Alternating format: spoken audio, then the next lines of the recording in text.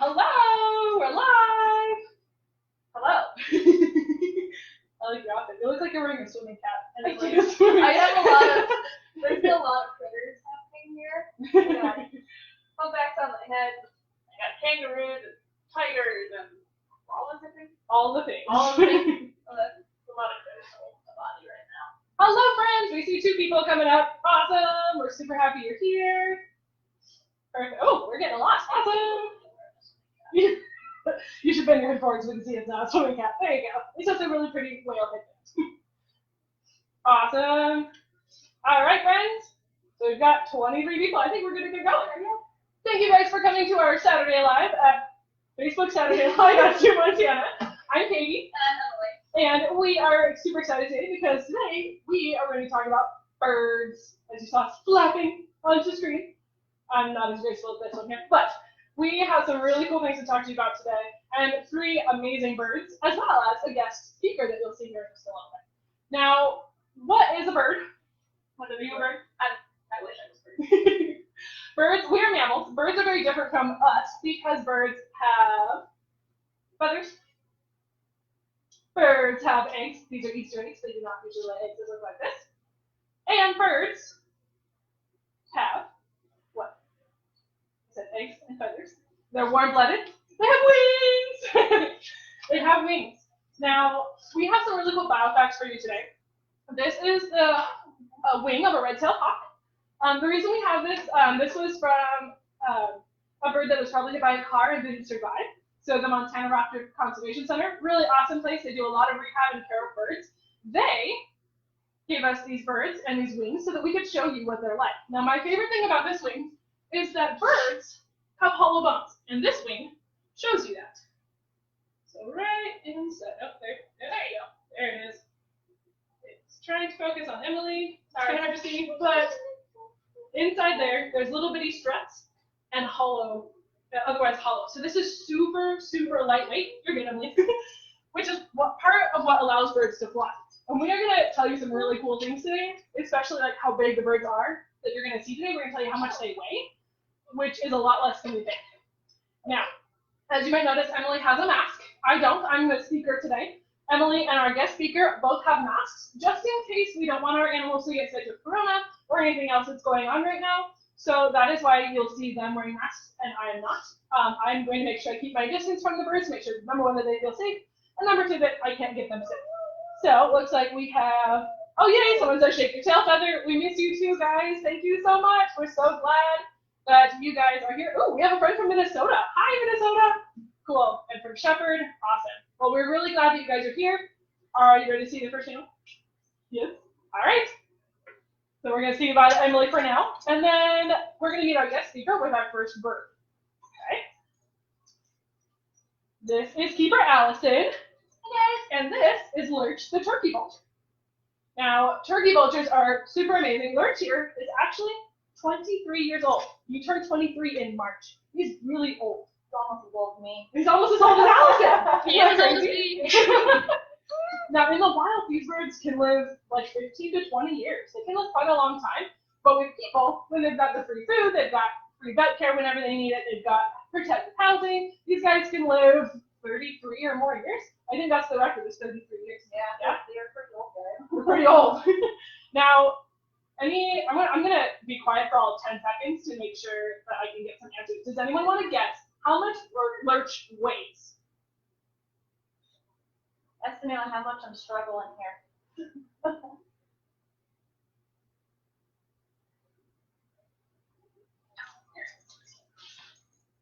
All right, let's see if we got any answers. Nope. Oh, hi from Three Forks. Okay, we didn't get any answers, but that's okay.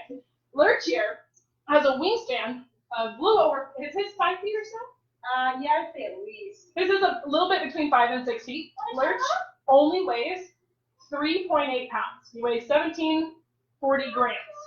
So he weighs almost nothing. And we'll talk about why that's super cool here in a little bit. Now, he was found by people when he was a chick. And that happens fairly often with turkey vultures because turkey vultures don't make the best nests. They usually just find a small area, like they can go on top of a haystack or in a barn or sometimes in the tops of trees or on a cliff and they don't really make much of a nest. Hi, buddy. Look at you stretch.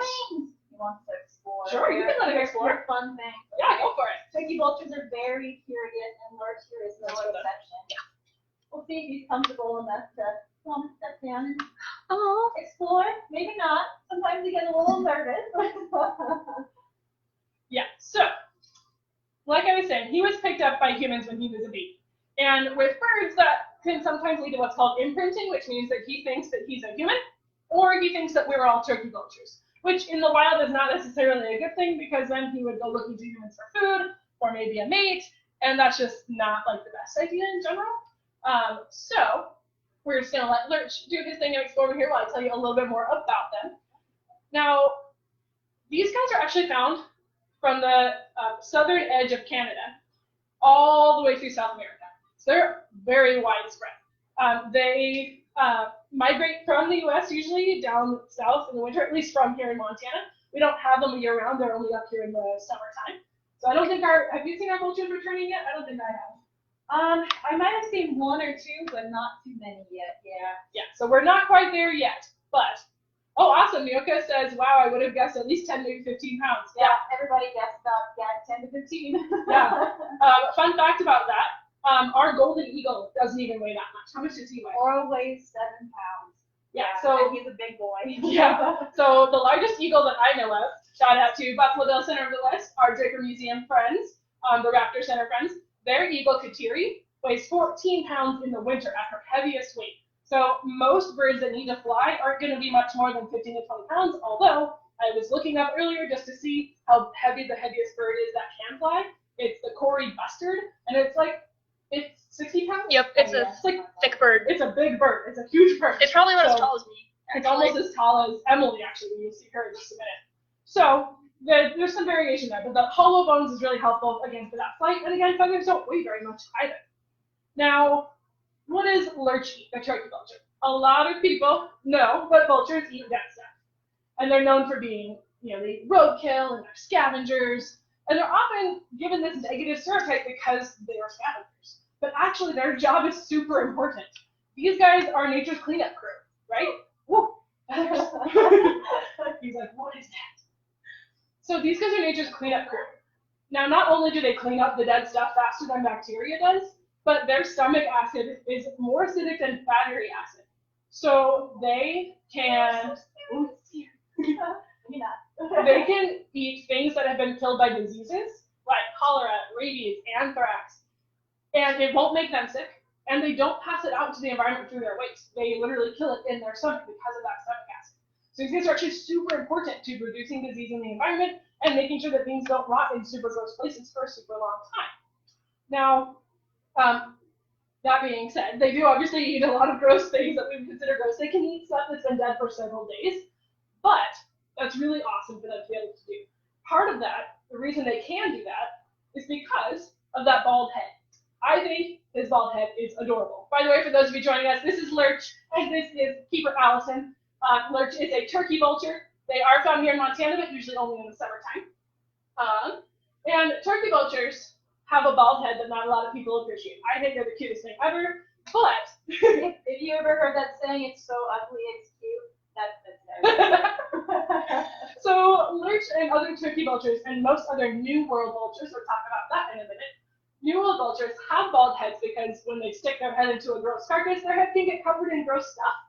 But they don't have a bunch of feathers that are going to get all gooped up when they pull their head back out. They just have a bald head with a little bit of bristles on top. That little bald head with bristles allows them to just stand in the sun and it bakes right off their head and they can just brush it off. No big deal. So that is why they have a bald head, helps them get into there. Also, I have a cool turkey vulture skull that I am going to ask Miss Emily to bring around and show the camera on the other side. So turkey vultures have a bridge, a bone, over the top of their nostrils. Because when they're right there on the top, so she's going to show you. Yep, and then turn it sideways. Yep, so that first little bit of holes by the beak is where their nares, their nose starts. And that is how they're smelling. Now, if they didn't have that bone, they'd stick their head into a carcass and get meat right up their nose and other gross things right up their nose. But with that bone structure over the front, they protect their nose too. So these guys are really just built to eat dead stuff, which is really awesome. including that little curved beak that you can see there too. It's very sharp. It's very It sharp. is made for tearing flesh. So Yes. be very careful with handling it. I'm lucky you like teeth. Exactly. Awesome. We have someone saying, I used to talk to Lish when he first came to the zoo. He wasn't real acclimated to people yet, so I would sit with him and talk. He likes being called Pretty Bird. Thanks, Linda. That's awesome. You all are pretty bird, aren't you? He is Pretty Bird. Now, how do they find their food? Turkey vultures are actually one of the only birds that we know of that have a good sense of smell. You know, with that big nose, it's, you know, you'd think they have a good sense of smell, and they actually do. These guys often actually indicate whether there's been a natural gas leak along the pipeline because they'll be circling above it because it smells like dead stuff. So they've been used to find that before. But they also just use that sense of smell to find their food. They have really good eyesight as well, so they can use their eyes to follow, other carnivores to their prey. They can also use that eyesight to just look for weird things along the road, or see the other boy. It's comfort behavior. It's very natural for turkey vultures to kind of stick their heads in things. So if I do this, if my hand makes a little cut, he sticks it in there and it makes him feel comfortable. It's weird, I know. I love it. Now, I mentioned that they eat really gross stuff, and it's really awesome. Here at the zoo, we obviously don't feed him carrion. That's not food. Even though they can handle a lot of things, we just want to make sure that he stays safe, so we feed him fairly fresh stuff. Right today, he's getting baby mice as a treat, but he also eats quail and rabbit and rat and fish even. I think you get a really varied diet. Chicken, bones, they love, especially deer carcass bones. So we love picking out all the little pieces on it. Cool. Here's my hand. Grayson asks, how strong is their sense of smell? Thanks, Grayson. I've heard like 10 miles. Well, yeah, one of the best senses of smell in the whole entire bird kingdom. So yeah, if they can smell, I'd say probably something like that. Yeah, I'm not positive, Grayson, but the last one I heard was about they can smell that really strong, like dead body smell from about 10 miles away. Now, turkey vultures are amazing flyers for a few different reasons. We mentioned earlier that he only weighs about 3.8 pounds, and most turkey vultures don't weigh much more than that. But with that small body, he's got a 5 to 6 foot wingspan, which is like almost about my wingspan. So with a tiny body, but with a big wingspan, these guys can get up in the air, like following those air thermals, those warm air currents that circle up from the ground. They can hit the air thermals and fly without flapping for hours at a time. They're big, on the end of their wing, their big primary feathers usually have space between the edges of them, and so they just like tilt one little finger if they need to change direction. So they actually are really skilled flyers and can fly without expending a lot of energy, which is super useful when you might have to spend hours and hours looking for food. Ooh, Quinn wants to know how fast they can fly. That's a good question, Quinn. These guys are not super fast flyers, mostly just because they spend most of their time soaring. But I feel like if they dove, they could be pretty dang fast if they wanted to. He's not got a lot of weight. Some eagles that are a little bit heavier can dive at over 100 miles an hour.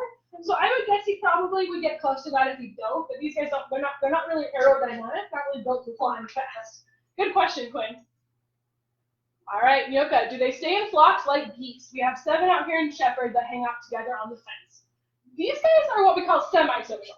Sometimes they spend time in flocks. Sometimes they spend time alone. Oftentimes you will see them roosting at night in the same trees, and then during the day they'll spend time away from each other, all looking for food. Oftentimes, especially with raptors and birds of prey, whether you'll see more in an area is indicative of whether there's enough food for everybody. So if there's a lot of food in an area, you might see a lot of turkey vultures. If there's not a lot of food, you may see fewer turkey vultures together. So they're sort of social. Thanks for the questions, guys. All right. Now, we talked about him being found as a baby. Turkey vultures usually only lay 1 to 2 eggs most of the time. They incubate them for a little bit over a month usually. And then these guys are on their own within 2 months of hatching. They're on their own. They might stay with that big group that they've formed, but their parents aren't taking care of them anymore within 2 months. They're also almost full grown by 2 months old. Baby turkey vultures don't quite have the red heads. They grow into that after a couple of years also. Now, their close relatives, I mentioned earlier that he is what's considered a New World vulture. Now, we all know vultures are all over the world. We have just these guys in Montana, they're turkey vultures, but we also have black vultures in the United States. Down into South America, there's some, actually, I guess we have the California condor as well that's coming back. In South America, we also have the greater and lesser yellow-headed vultures. We have the king vultures and the Andean condors. So there are about 8 New World vultures on this side of the globe. Across the world, there's about 16 other species of vultures. However, those vultures are more closely related to hawks and eagles. They're in the Accipitridae family, just like hawks and eagles, not these guys. These guys are in the Cathartidae family. They are in their own group, although they do have that sharp hook beak and they are sometimes considered raptors, depending on who you ask.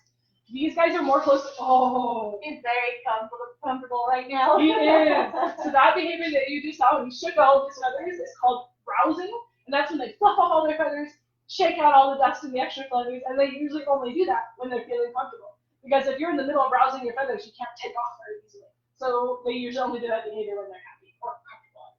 So he's pretty comfortable down here, so thank you guys for making him feel comfortable. But like I said, the Cathartidae, all vultures here in North and South America, are more closely related to storks than they are to hawks and eagles. So even though we call them vultures on all areas of the globe, they're not very closely related.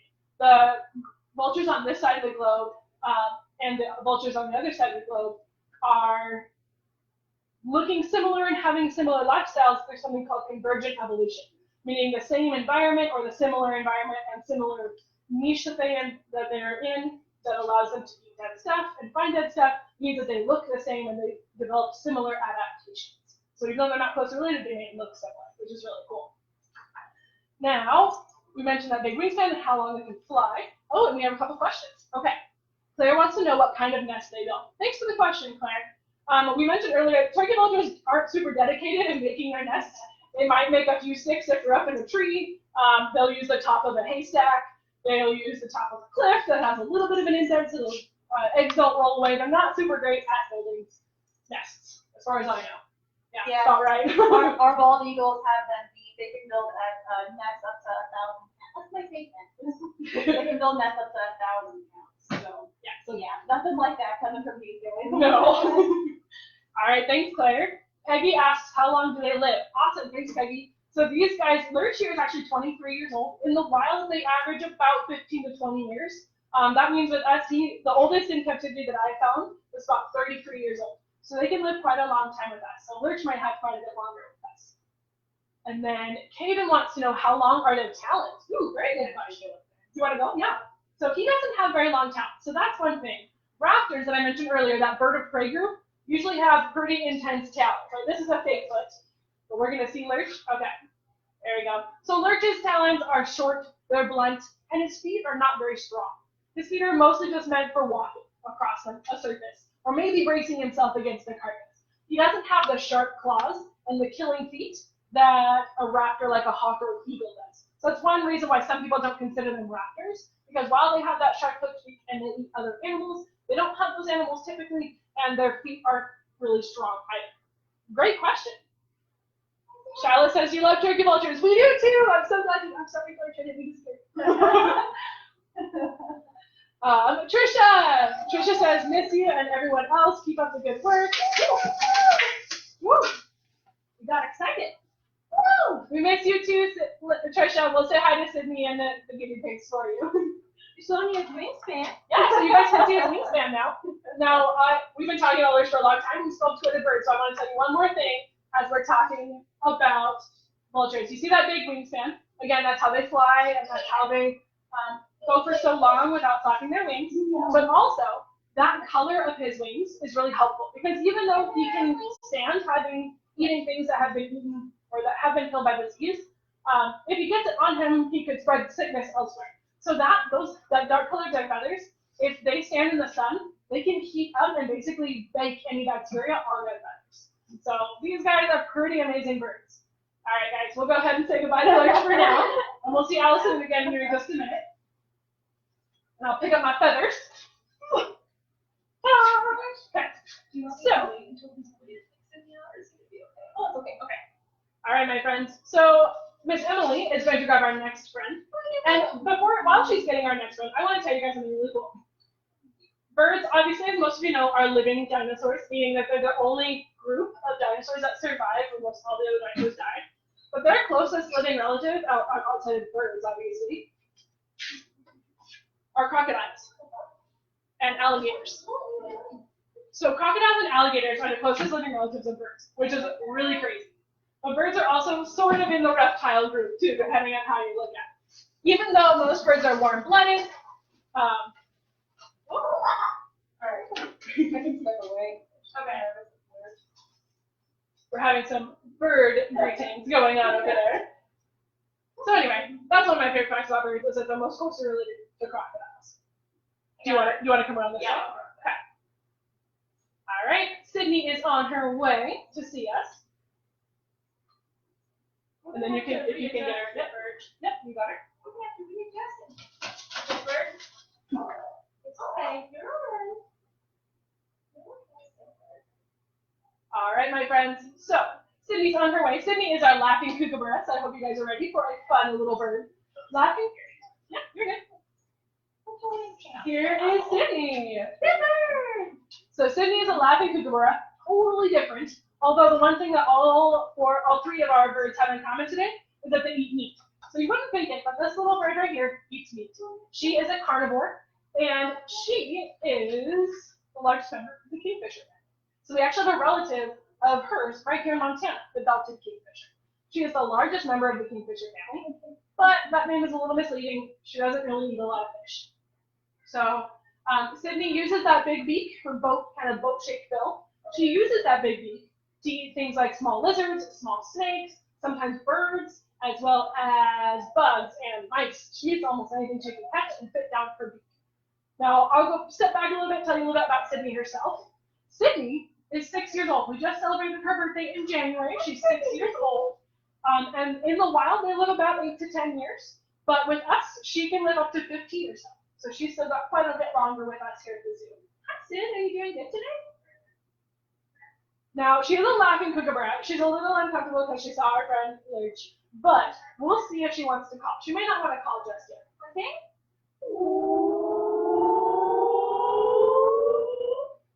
Not yet. We'll see if she wants to call here in a minute when she feels more comfortable. Now, her wingspan is about 2 feet.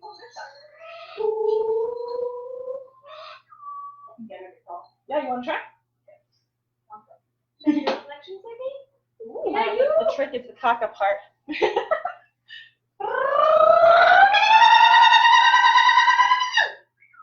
She's like, no.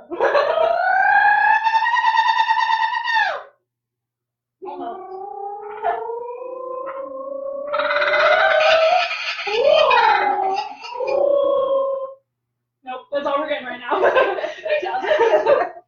So she might call a little bit later. That call is usually made to communicate with flockmates, which is mostly us right now. Or it's made to be like, hey, this is my territory. So if you've been to the zoo, you probably have heard Sydney, and you've gone up to her house, and she calls because she's like, this is my house, this is mine, stay away. Now, she actually came to us. She was not injured in the wild. She actually came to us from another facility. She was born to be an animal ambassador. And so she's an amazing ambassador. She's gone to lots of schools, met a lot of really fun people, and inspired a lot of people too. She's pretty much everyone's favorite when they come to the zoo. Now, like I mentioned, she is carnivorous. She finds her food because she has very good vision. Unlike Lurch, she doesn't really have a good sense of smell that we know of, but she has good vision. And in fact, when they are focused on something, they can hold their head in place without moving their body. And right now, she's not super focused because she's staying looking around at everything. There we go. Oh, but you might be able to see Phil. She doesn't want to show it off right now. But many birds have the ability to hold their head still while their body moves underneath them. And even our heads don't do that because we're not stabilized that way. But if you've seen a video, there's one of like a chicken that's being moved around while its head is held still. Most birds can do that, and it's really cool. If you think about it, it's helpful, especially for her, if she's up in a branch, and then the branch is swaying, and she's trying to focus on her food, not on the ground. So that is why she is able to stabilize her. Oh, you can see it a little bit. You can just keep watching Sydney. You'll see it here soon, I'm sure. Now, just like you meat eaters out there, she likes a nice tender steak. And so you might notice also she doesn't have sharp claws. She's more like Lurch in that way. She's got short little blunt claws. Her feet aren't very strong. So unlike those raptors, she doesn't use her feet for killing. She's using them for holding onto things. Which means that when she catches that small animal, like a lizard or a snake, she's going to either shake it really quickly to try to break the spinal cord to kill it quickly, or they bash it on things. We actually have a video of her doing this on our YouTube channel. I'll link our YouTube into this video at the end. If you go just look for ZooMontana on YouTube, we only have a few videos, so it might be hard to find us. You can look up our ZooMontana Facebook Live. If you search that in the bar, you'll be able to find it. But I uploaded a video of her using that bashing technique on an already dead mouse, so don't worry about that part. But they do literally bash their food against things because it makes it nice and tender, breaks up the bones, makes it all gooey inside, really easy to swallow in one piece. What do you think? What do you think, Zipper? She's like, I think a lot, and I don't want to talk to you right now. All right, let me see if you have questions. All right, Grayson wants to know how long is her beak? Sydney's beak. I'm gonna put my finger. Oh, hi! I'm not touching her, but next to her. It's almost as long as my finger, so like 3 inches or so. She's got a pretty long beak for her body size. There we Thank go. you. Beautiful, Sydney. And Kenny is impressed with your bird calls. Oh, good. I'm glad. She is not, but I'm really glad you guys are. So thank you. And yeah, she's being a little camera shy, but also it's just because she saw the turkey vulture is a lot bigger than she is. Now these guys are only slightly better than turkey vultures at making nests. Their nests are usually in tree cavities, like a gum tree in Australia. I don't think I mentioned that. These guys are from Australia. Her name is Sydney, from Sydney, Australia. They can be found in Australia, New Zealand, and sometimes in the islands near there. And they usually live in woodlands, but also can live in urban areas too. Let's see if we have a question. There you go. You can see her head through the thing. Oh. Sydney is such a character and is so pretty. My daughter likes to talk to her. Ooh, thank you. You're so pretty. Does she weigh more than Lurch? She does not. Thank you for reminding me, Yoka. She weighs 329 grams, which is less than a pound. She weighs very little. I could not think of something very easily, but she does not weigh very much. Again, small bird. She has hollow bones. She's made mostly feathers, so she does not weigh very much at all. Thanks for the question, guys. Now, these guys, like I said, nest in a cavity. They don't really make much of a nest. They usually have 2 to 3 eggs. These guys are also semi-social, depending on their environment. Some of them, they'll live in family groups, so they'll have the mom and the dad with 2 to 4 of the year's previous young who stay around to help raise the next generation. Sometimes they live singularly and only coming together to raise babies, and sometimes they're in huge flocks. These guys are often nicknamed, or at least I've been told, they're nicknamed the Bushman's alarm clock because they like to all chorus off at about 5 or 6 o'clock in the morning. So let's see if she'll call for us again.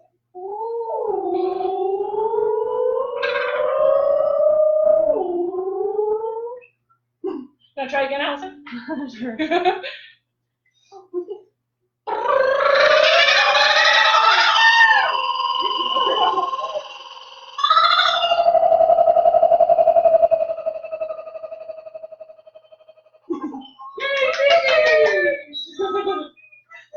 So imagine that times like anywhere between 5 to 15 or more who are surrounding the trees around the house really early in the morning. It's a super cool call to hear singularly, and when you're expecting it. Maybe not so much in early in the morning. All right, let's see if we have another question. Claire wants to know where they build their nests. Thank you, Claire. They build their nests in tree cavities usually. So they don't work very hard either. They don't lay them on top of haystacks like turkey vultures will, but they do build their nests, usually just a few sticks, maybe some grass, in a tree cavity most of the time. All right, thanks, Claire. Let me see. There's another bird out there. Okay. All right, I'm so glad you liked hearing her. All right, guys, we're gonna say. So Allison was getting our next guest ready, and Sydney saw our next guest, and our next guest is a predator bird. So she was getting a little bit spooked, which makes total sense. So, like I mentioned, all of our animals today do eat meat, but not all birds do. As you guys probably know, many birds eat seeds and nuts. They'll eat fruits. There's a lot that eat insects. One of my favorite is the night hawks. They're not hawks at all, and I just love them because their family name is Caprimulgiformes. I just like that it's a silly weird name, but those guys are super cool too. All right, so while we're waiting for our next friend, that call that you heard Sydney make, those guys, that clip of calls has been used in a lot of Hollywood movies to signal that you're going into a jungle scene. Even if that jungle is in South America, even if that jungle is in Africa where there's no kookaburras at all, they use this to enter the jungle scene because it kind of sounds like hooting monkeys. So kind of a fun thing there. All right, my friends, I am going to hand it over to Miss Emily because she's going to tell you all about an awesome bird. Hey, Catherine is great if you want to look at it. Oh, yeah. Okay, hello Ooh. everybody. Oh, We had one question about Sydney. Kenny wants to know if they have predators. Absolutely. Yeah, they definitely do. I'm not exactly sure what eats them. I'm assuming larger birds. Other hawks, yeah, Yeah. usually hawks, but also ground animals, so cats in Australia, Oh, yeah. dogs, Dingoes. the dingoes, yeah. Other omnivorous small mammals like cats also. All right, there's that. Your tracks are down there. Okay, All right, sweet. that's my friends. Awesome. All right, so the next bird friend that we're going to meet today is a great horned owl. He's very pretty. His name is Gable. So there he is. Yeah. So this is Gable. He's a great horned owl. He came to us in probably 2007, estimated 2007. He's born. Born in 2007, sorry. Born in 2007, so he's about 13 years old. That's about how long he can live in the wild. They can live 13 to 15 years or so. And he weighs about 2.5 pounds, so he is not a very heavy bird. Great horned owls are the most widespread birds throughout all of North America. So you're going to find them on the coast of California, all the way to the coast of Maine, all the way down to Florida. They even extend their range down into South America and way up north into Canada as well, with the exception of like the very tippy top of the Arctic Circle. So they're a very widespread, very common bird. However, they're super good at camouflage, so it's very difficult to see them. If you saw Gable up against like a tree in the forest, he would almost blend in perfectly to it. He's very invisible, which is crucial since he's a predator. Sometimes I can't even find him when he's out on exhibit. It takes me 5 minutes to see where this guy is hiding at, and I get worried that he's gonna escape because he likes to climb. Believe it or not, he's a bird. He loves climbing. So Gable came to us because he was hit by a car. So on Gable Road, which is one of the roads nearby the zoo, he was hit by a car, taken to Montana Conservation Center. They had to remove actually his injured wing, so Gable cannot fly yet. I'm gonna turn it around. So yeah, right over here. Oh, on this side, it's okay. Right over there, they had to take off his injured wing, so he actually cannot fly, which is why he doesn't have like a roof over the top of his exhibit. But we take very good care of Gable here at ZooMontana. He's a pretty happy bird. Aren't you, Gable? You're a pretty happy bird. He's Donna- grumpy and angry all the time, but I would say he's pretty satisfied. Oh, what is the grip strength of his talents from Donna? So owls have absolutely insane grip strength. It's about 500 pounds per square inch, which is perfect for severing the spine of the prey that they catch. When their talons are completely closed like this, it takes 28 pounds to like pull that apart. So their grip is He's as strong as our golden very eagle. strong. Their grip is extremely strong. And how far can her head turn? A question from Quinn. So it's a common misconception that owls can spin their heads 360 degrees, and we'll talk about a little bit more about that whole part of their biology in a little bit. But no animal can spin their head around 360 degrees. That would be bad. So owls can only turn their head about 270 degrees, which is still very impressive. We, as humans, can't even turn our heads 180. It's 3/4. So yeah, they can go about 3/4 of the way around, which is still pretty cool. So Gable is a predator. He eats things like rodents and mice, frogs, things of that ilk. But great horned owls are also extremely good predators. They have been seen taking down peregrine falcons and hawks, and even taking on great blue herons. These guys also regularly eat skunks, which to us sounds absolutely revolting, but apparently to critters like Gable, it's an excellent meal.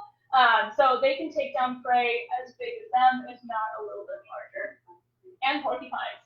Yeah, they take down porcupines as well, which they're pretty good carnivore, dude. Pretty solid carnivore. So how on earth does he catch his prey?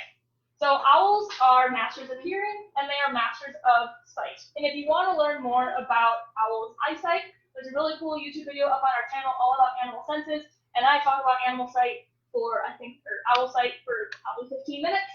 We go very in-depth into it, so I'll cover the basics here, but if you want to learn more about it, it's on our YouTube channel. So we'll talk about their sight first off. If you have seen him face forward, he has huge eyes. They actually have the biggest eyes of all owls. Let's see if we can get him to give you guys a portrait. They have the biggest eyes in the animal kingdom, and these eyes. Oh, sorry, Gable. These eyes, unlike our eyes, they're like oval or cylindrical, whereas ours are completely spherical. And this cylindrical shape of the eye is thought to allow maximum space for the light to, come in through the pupil, which is the black part in the middle, and then be focused onto the retina and then sent to the brain for maximum focus. They can actually spot a mouse a football field away, so they have very, very good eyesight. However, it is movement-based. So if that mouse is sitting still and it's not doing anything, the owl's not going to see it and register that, like, hey, that's prey, I should pounce on it. But once that mouse moves, it is going to, like, immediately laser focus in onto that mouse and potentially hunt it, if that is what it's doing. Owls have no color vision. Great horned owls have no color vision. So in our eyes, we have these things called rods and cones. Cones are responsible for color vision. Rods are responsible for, like, black and white and kind of gray vision, gray scale stuff. So these guys are mostly crepuscular, meaning they come out at dawn and dusk. So there's not a lot of light at those times of the day anyways, so they don't really need to see color, but they have a lot of rods. Because of this, they have excellent night vision. If you guys imagine like a huge football stadium, and place one candle in the middle of that football stadium, Gable would be able to successfully hunt mice in that football stadium with only a single candle lit. So his eyesight is very powerful and very impressive. Now, he also has really, really impressive hearing. So owls, you can't really see it. This is an owl skull right here. I'll get to Katie. She can give you guys a close-up view. But owls have asymmetrical ears. So those tufts on top of his head, those are not his ears. Those are called, I forgot the word. Plumicorns. Plumicorns, thank you. I was like, plumicorns? Plumicorns. They're called plumicorns. Those are not his ears. They're little feather tufts.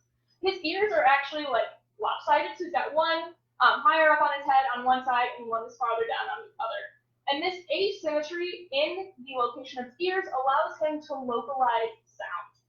So his facial feathers kind of function almost like a satellite dish. They channel sound into those ears and they amplify it. And he can actually ruffle up those feathers if he wants, kind of similar to us putting our hands behind our ears to hear, and he can make that sound even stronger. So not only does he use the localization of sound from, his two ear holes that are asymmetrical, but he can also ruffle up his feathers on his facial disc to make that sound louder. And so if the sound is coming, stronger on this side than on this side, he'll know, okay, I gotta turn to the right to hunt my prey. All right, so he's got cool eyesight, he's got awesome hearing. Owls are also very silent. So you guys saw our turkey vulture, you saw his feathers. They are scavengers, they don't really need to stalk their prey necessarily like an owl would have to. So it doesn't matter how loud they fly. This is a turkey vulture feather, and I don't know if you guys are going to be able to hear it, but if I go like this, it's pretty loud for a bird. However, if I take an owl feather like this, That's a bald eagle. this is a bald eagle feather. Oh, it's right here. Bald eagle. Wardrobe dysfunction. I can't. This is an owl feather, but if I flap it, I don't know if you can hear it at all, probably not. It's silent. It's completely silent. And he's got feathers all over his body, even down to the tips of his talons. So here are some owl feet. They've got feathers all the way down to their claws. And this just is maximum coverage for silence, essentially. It's going to be a lot harder for prey to hear an owl as he's swooping down over it when they're covered in these almost like muffling feathers, as opposed to like a foot like this, where it's completely bare.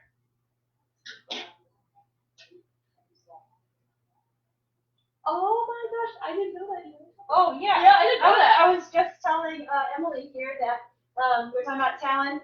Gable here actually gets what I call a mani-pedi. Usually about every month. He doesn't have any fingernails to trim, but you see those large talons.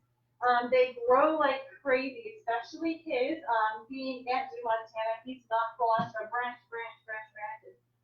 hunting things over and over where they would normally dull his talons. So we actually have to trim them for him and his feet too. They're just like fingernails, yeah. You can know here. All right, so Gable eats all of these animals. And how does he do that? He doesn't pick them apart. He swallows them whole. Usually. As a result, everything goes down the same pipe, goes in the same place, and eventually it's got them out.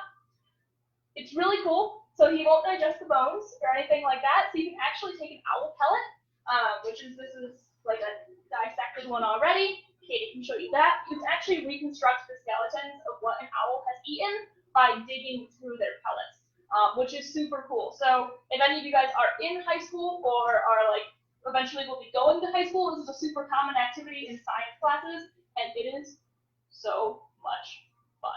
I did it once. I was in college, I think, and there was a whole like rat skeleton in my owl pellet, skull, vertebrae, everything. Super, super cool. Yeah, here's one of them that Allison is picking apart.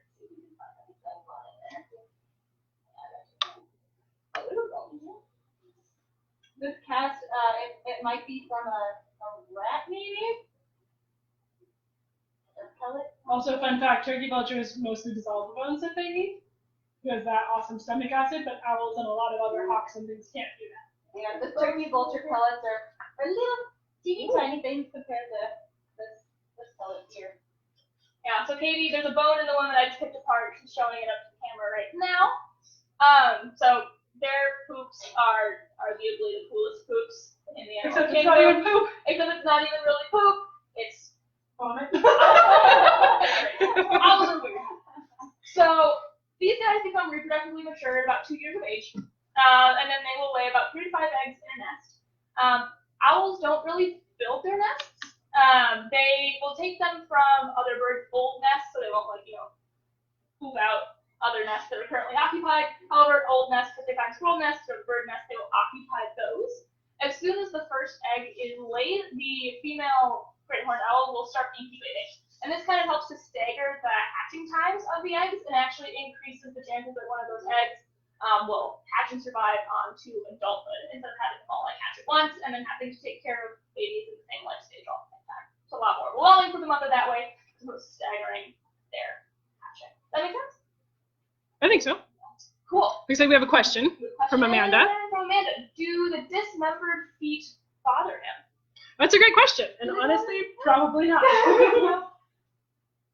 you okay with that? I think he's more focused on us than he is on those feet. That is a great question, though. As far as we can tell, it doesn't really bother him. Great horned owls will also attack and eat other owls, even sometimes their own species. Not as commonly in their own species, mostly just like nest defense. But they'll eat hawks, they'll eat almost everything. So I would not think that they make him upset in any way. They have no fear, is what Katie's trying to say. That's a great question. Thank you. All right. So we've covered like all the basics for great horned owls. So now we're going to talk about some fun facts. So we said that they can live about 13 to 15 years. The oldest great horned owl was found at 28 years of age, somewhere in Ohio in 2005 in the wild. So that is an extreme outlier for the situation. Most great horned owls will only live that 13, 15 year age range in the wild, but we now know they can live up to 28 years of age. These guys, when they are in breeding pairs, if you hear them calling, the males will have a deeper call. They have a larger voice box. They'll have a deeper call than the females, so that's how you can differentiate between who is calling in the pair. But if you are actually looking at a pair of great horned owls, the females are larger than the males. So it's a little bit odd. You think the bigger animal would have a deeper voice, but it's actually vice versa. We do and do a demonstration of his head. Yeah. He wants to walk around. Oh, yeah. You might be able to look and see. Because, yeah, this is actually pretty walk around. We're testing, showing you guys Gabriel's ability to turn. Around the room. You see how much he's turning his head right now? Yeah, Kitty's just walking around. And he's tracking her pretty easily. He also says, "What are you doing?" Pretty impressive.